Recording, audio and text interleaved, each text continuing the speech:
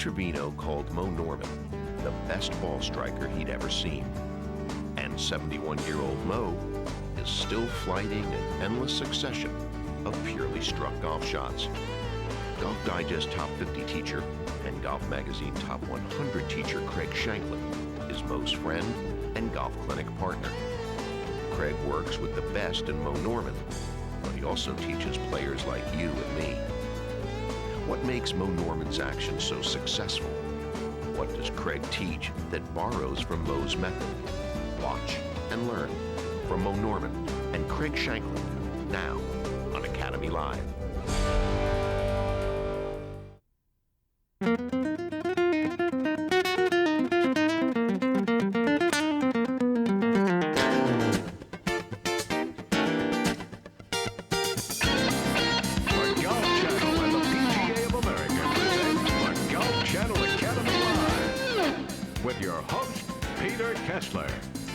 Joining us, it's my great pleasure to introduce you to and welcome to our show, Craig Shankland. Great to see you again. Nice to be here, Peter. I want to thank you so much for arranging for us to spend time with Moe Norman.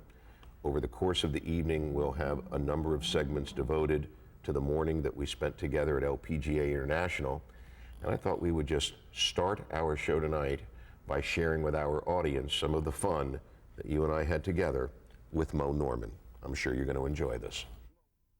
Moe, when you hit little shots like the ones that you're hitting now, do you consider yourself practicing or warming up? Practicing. And what are you practicing? Whatever shot I picture in my mind. Maybe my third shot at Pebble, or my third shot at 15 at Augusta, or whatever. 15 at Augusta, hit it a little higher, because you're over water, stuff like that.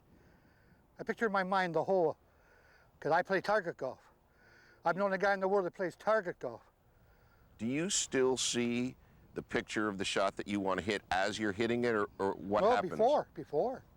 Then I swing according to that. Like when I hit him 10 feet high, 30, 50, 80, 100, I see it before I hit it.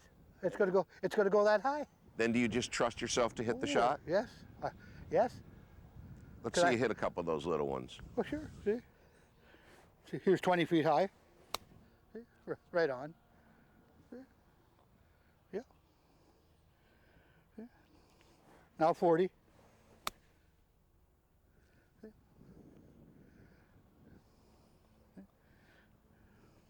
Is golf's natural shot a draw, Moe?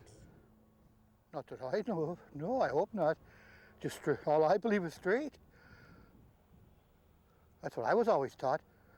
Always keep your toes ahead of your heels when you're walking down the fairway.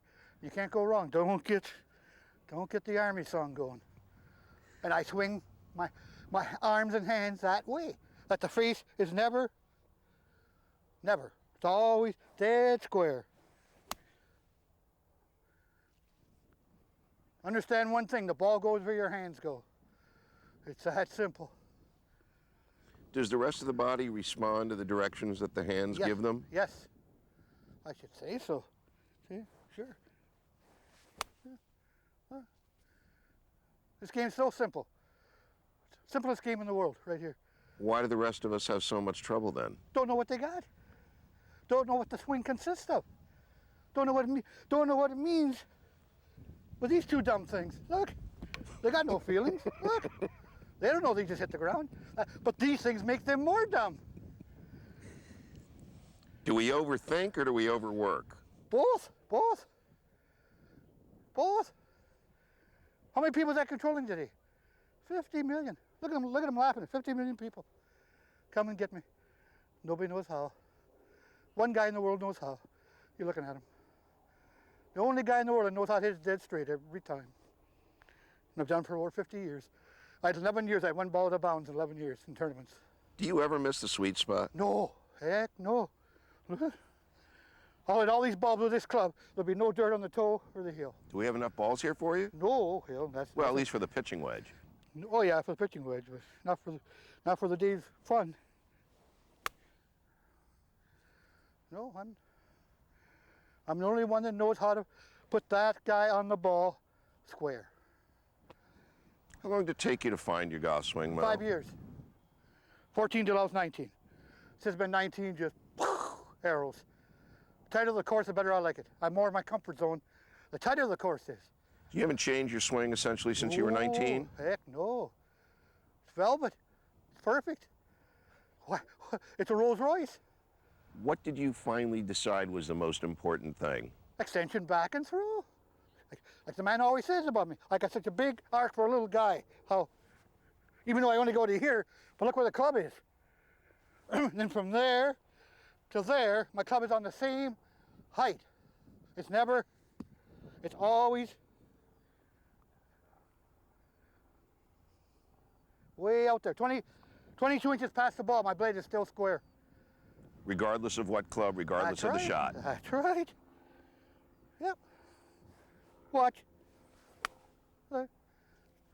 Why does his body successfully respond to the directions that his hands give it? Well, Peter, he's got such a wonderful mental outlook on it. Everything he sees is visual. So when it's processed, when he processes it, it comes out the way you're seeing it. So I've always admired Moe from that reason. Everything that goes in his mind is the way it comes out in his golf swing. And it's marvelous. That's unique. And he thinks uniquely, too. I'm in a different world. I'm in the world of the unknown. I'm the only guy who's got the feeling of greatness. I'm the only guy who's got the master move with every club. And I'm the only guy that swings through the golf course. Never around. My hands are never out of bounds. Never. Never. That club face is never. What's close to a perfect swing? Pendulum. Look, look. Look at the face. And that's the way I swing a golf stick. What did you think of Hogan? Great. Fantastic, but in his own way. He was so different. I got the simplest move in golf. Touch wood, I've hit over 5 million balls and never had a sore muscle yet. When you try to teach people your method, what's the biggest problem they have? Well, I don't teach. I never taught my life. I wouldn't know. I never taught a person in my life. Even when you play a little golf with friends? Nope. Because I'm so different. Put the club back here, lock your knees, hands high. They'd be like this. They'd have shingles in their knees. What are the things that the rest of us then can learn about our games from watching you hit balls? How simple I move. How well I hit my positions. What's the name of the game? Sensation of positions. Not how you swing the golf stick. Hit your positions. I let my body memorize my swing. Every shot I hit, my body is memorizing my swing for me. My swing balances me. That's why I'm the greatest striker, because my swing balances me. I'm never off balance on any shot I hit. I'm never off balance.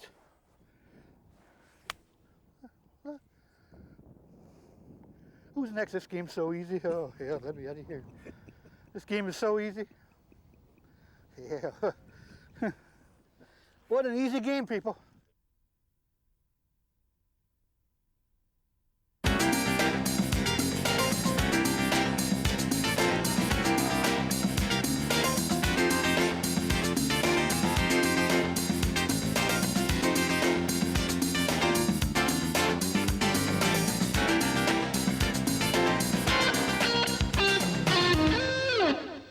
Welcome back. In the first of 3 segments that we'll show with Moe tonight, he talked about a number of things, but for him, he talked about that the basic shot, golf's basic shot, is a straight one, and he talked about never missing the sweet spot. What should golf's basic shot be for recreational players, and how can we find the sweet spot other than through happy accident? Yeah, good. The basic straight shot, basic shot for the average player is a straight shot, because they hope it's going to go straight. And if it curves one way or the other, Peter, they're going to have to play it. They have a shape, in other words, and they have to get used to that shape and be happy with that shape. But generally, they're aiming straight for a straight ball. And the other one on the sweet spot, Moe hits it right on the biscuit every single time. And there's a lot of factors involved in that. It's just like a hammer and a nail. But when you start the club from the start where the ball is, you've got it aiming against a spot on the face. The idea is to take the club back and return it and have that ball hit that spot, because if it does, it compresses the ball further, the ball goes further, and that's the secret of it, hitting it right in the center of the face. When the recreational player attempts to hit a straight ball, it seems to be a reaction to the curvature that he just experienced, one way or the other. If we're standing on the side of the golf ball, does it not make sense to assume that golf's basic shot is actually has a little bit of a draw to it because of the relationship of our body to the golf ball being on its side, and therefore should we not strive, right-handed players, to move the ball gently to the left? Yes, I mean, it would be the preferable thing would be to draw the ball and have the player go a little bit more around it, which is the tendency when you're standing further away from it. So you might go more around and therefore produce a little bit of a draw or a ball curving to the left because of the distance from the ball. So I think that I would like all the players to have a little bit of draw, even a little bit of hook to it, and then work back from there. But I don't like the ball going to the right because it tends to not go as far. And let's face it, we all like the ball to go a lot further. Moe said that his hands never work along the boundary lines of the golf course, that they work up and down, and that the ball goes and the body goes where his hands direct both of those things too. Address that as it applies to the rest of us. Terrific. One of the great things about what Moe does is he uses the target. So anytime he addresses the ball, even though he's looking at the ball, he's really aware of where it's going, and he ties his whole golf swing into that. So it's like a magnet. It pulls the swing towards it. But you have to be definitive about it. In other words, you have to have a specific place for the ball to go. So in his mind, he either sees elevations or he sees pins. So once you see that in your mind, you're really tied to it. And if you get mechanical about it, you don't tie yourself to it. You're tying yourself to mechanics. Tie yourself to the target. That way, the arms go towards the thing that is embedded in your mind, the pin or a bunker or a tree, and that keeps the arms in the fairway. It's like hitting swinging down the road rather than across the street. So as long as you have a target, you can tie into it, and that becomes the specific visual side of golf. You've got to have something to swing to. And by keeping his arms in the fairway, he sees those two goalposts, and he tries to keep everything going down between the two goalposts, his arms and the club. But when the rest of us, recreational players, attempt to do that, we overcook it by extending down the target line for such a long period of time that the rotational element of the golf swing never gets to occur because everything is lateral and the club head speed is decreasing rather than increasing through the hit. Right. One of the things that he does so well is when he's very wide and he's target oriented, when the club comes into the ball, his chest is facing the ball and the club then goes past him. And that's a very good way to get a natural release. If you move when you're wide like that too much, the club will not release and it won't go past the player, and he may leave it to the right, which is actually one of the things that Moe does. If he misses it, it goes a little bit right for that reason. So the great thing about a wide stance, target orientation, and keeping the body square to the ball is it releases the speed of the arms and hands, and therefore the club head and the shaft passes the handle and the club head passes that, and it goes on and increases its speed for that reason. As this short break ends, we will rejoin Moe at LPGA International for part 2 of our experience with Moe Norman. Don't go away. Do you feel like your swing is three-quarterish, or are those things not important to a player like you? No, not important. Don't you want to know what? No. Just put this dumb guy on that dumb guy. Into that dumb guy, into that dumb guy.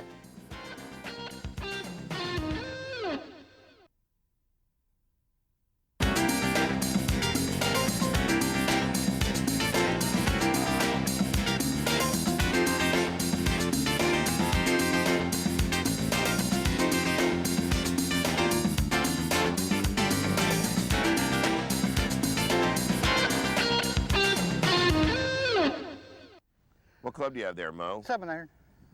How far do you hit the 7-iron now? 145. Has it been 145 since you were 19 years old? Yes. I got the same muscle memory as I had when I was young.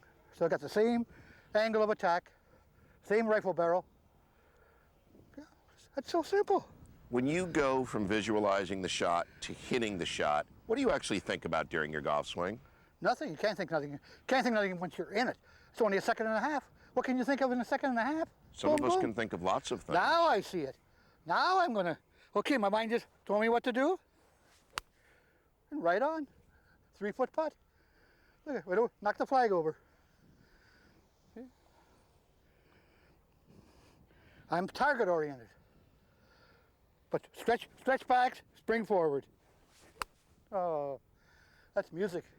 What do you see, Craig, when you watch him hit golf balls? He just cries. I do, Pete, I cry, because he makes it so simple. The simplicity of it is the most outstanding thing. And the other thing that a lot of people could learn from, how much time does he spend over the ball? Almost nothing. Right.